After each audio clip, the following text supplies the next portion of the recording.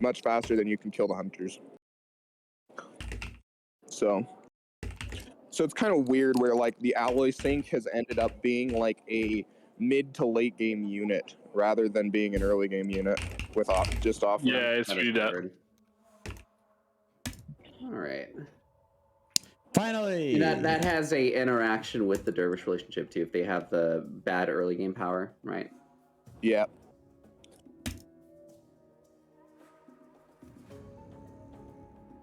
Yeah, versus Kurath, you definitely suffer because of the dervish power spike in the early game against them in particular. In Kurath versus Kurath, the Sakals being so strong and like. Wait, what? Zakals and Kurath versus Kurath? You know, oh sorry, I meant Aru versus Aru. In Aru versus Aru, usually you would get the killing power of Mass Hunters through Sakals, and they are heavy, so Mass Hunters deal -1 damage against them. But now that the Sakals were nerfed, I'm not entirely sure if Mass Hunters aren't viable early on. I checked it with that. Hunters die. Like equal resource investment of an army. Yes. Still the Sakals win. Yes. Factoring... Yes, like even before the resources, like I'll destroy the mass counters. Like the mass counters deal even before upgrades, Zakal can win. Even before Zak gets an upgrade. It's true. Yeah. Yeah, like the Hunter versus Zakal interaction, I think, is just an unfortunate result of like all of the design things where it's like Mass Hunters should deal slightly less damage to heavy, and it was like.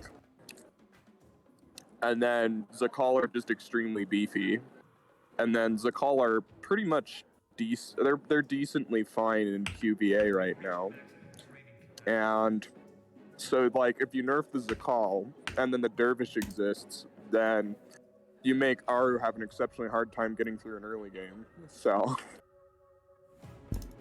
yeah. No, I mean I'm not looking for like nerf Zakal and solve type of solution here. I mean, I'm just trying to understand all the interactions at play.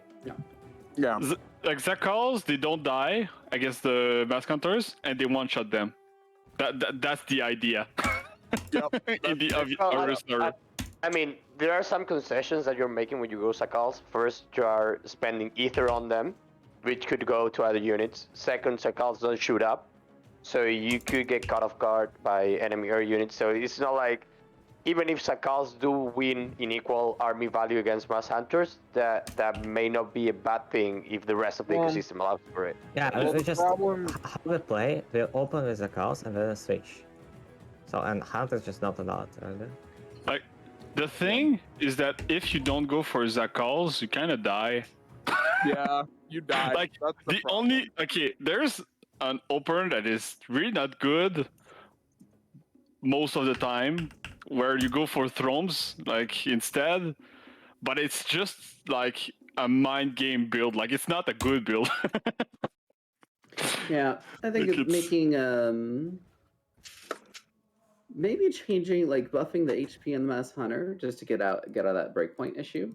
And then perhaps changing the offering upgrades as well, so that maybe there's some more initial power built into the first step of offering.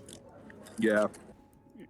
Something I was thinking about that. If they had like a 10% like damage or DPS buff when they first use like when they get offering, then that would just to give it something. Yeah. Or why not giving this 10% before offering? Because that means that Zentari and Sapari absolutely melt. Because like the raw Mass Hunter versus Zentari/Sapari interaction is extraordinarily well balanced at this point. Like both sides are capable of beating the other with like minimal losses, and it all comes down to micro in a very satisfying manner.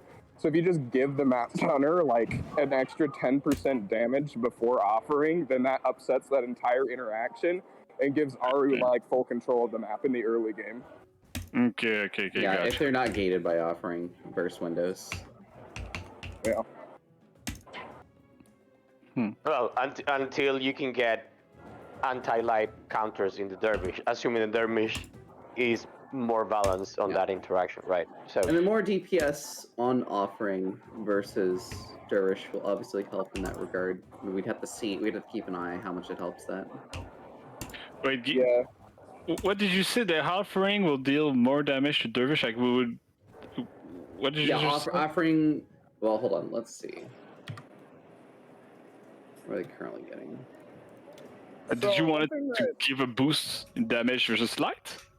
Basically, When taking offering? some of the extra DPS that they're getting from offering from late game and putting onto their early game offering. Okay, that's just that.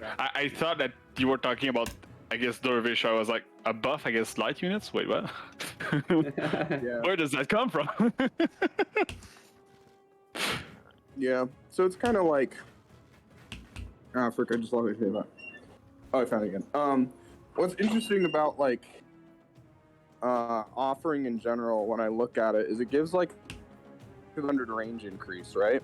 And the point that range increase becomes most impactful is Bigger when you are having damage density problems. Yeah. And in the early game, you're not having damage density problems. So, like, I wonder, part of me wonders what if that extra 100 range got moved to the late upgrade and offering. Zard Oh doesn't yeah, have no, 5G. You're lagging quite a lot. Zard doesn't have I- 5G. That's what we're getting from this. I think that makes tons of sense. One of these definitely helps you scale way better late game than early game. That's for sure.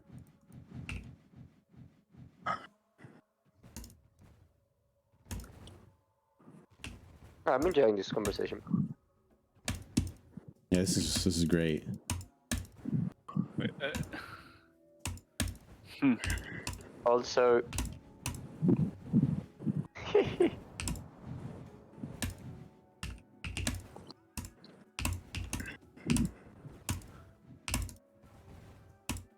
oof, the mega map doesn't look that pretty still. Poor dude. Oh, interesting idea. Although I don't know if you can hear me because of this truck. We can. we can. Okay. Clear right now. Okay, so since there's an attrition issue and a breakpoints issue, both of those are affected by the life drain on offering, right?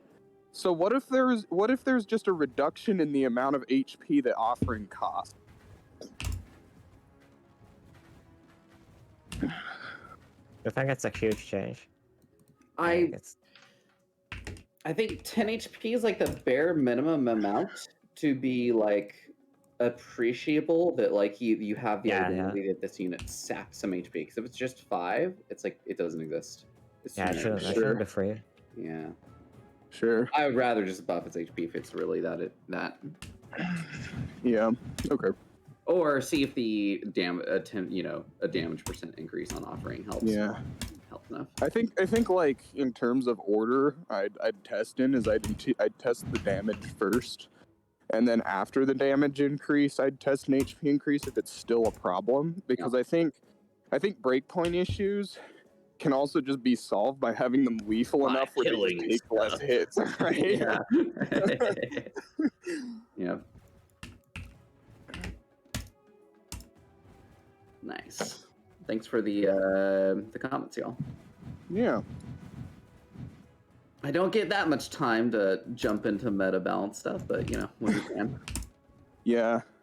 And I'm like also trying to keep like meta balance and stuff just to a minimum because I know it's pre-alpha. But like Yeah. I only really want to mention problems when I literally can't test something. Yeah, I do appreciate it. Whatever the biggest problems are, it's definitely worth it. Just to Yeah. tackle some of the biggest ones. But yeah, no, yeah, you understand that the Yeah, I mean, we balancing is like an endless black hole if you just keep only doing that. Oh my gosh. It's true. Yeah, Yeah, exactly. changing There's only values. so much. There's only so much we can do before wasting too much time on meta balancing and not moving the development forward. Having right? done Starbo for years, oh my god.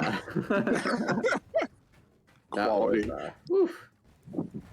Constantly shifting meta and needles, you know, and just interactions jumbling back and forth. Yeah. And if you there's think the about obvious StarCraft 2, how long were certain things just left broken and unusable? You know, Yeah. like you can still play the game, but Like, Right. is it still Wing of Liberty? Like, the Zerg are still broken as fuck. oh yeah, no, but that game, like the balance for that meta totally got dropped, so that's not surprising. But even for the currently being balanced metas, you'd have like Heart of the Swarm be just in shambles, for 6 months at a time is insane. Yeah. Like you're happy whenever you see stuff like, well, carries are useless. Well, at least that's like a late game unit, Yeah. I mean, it's actually funny if you pay attention at all to the scene, is that there's a number of people who want the carrier to be useless right now. Simply because they think that the design of Zerg Yeah. versus Protoss right now is so garbage that the carrier is worth nerfing into oblivion and then giving buffs elsewhere to the faction. Yeah, that mostly comes just because carriers don't have micro potential, right? It's an A move unit and nothing else, so it's kind of boring. Moreover, Yeah. if you How the micro the mighty unit, have it will fallen. perform worse. So carriers, like, you don't micro them at all because, like, you better not do that. They're worse with micro than without. That's crazy. Like, the only macro you can have is the deploy, and then you retrieve a little bit. Like, it's what's that? That's nothing. There's no deploy on carriers still. That was like a one patch thing. It's like, oh, that's really overpowered. Oops. All right, I gotta leave, guys. But See it you, was Noah. fun talking Alright. to you all. Take care, Noel. Bye, Keep Noah. those bug reports coming, especially with the logs. Mm-hmm. Appreciate your effort. Yep.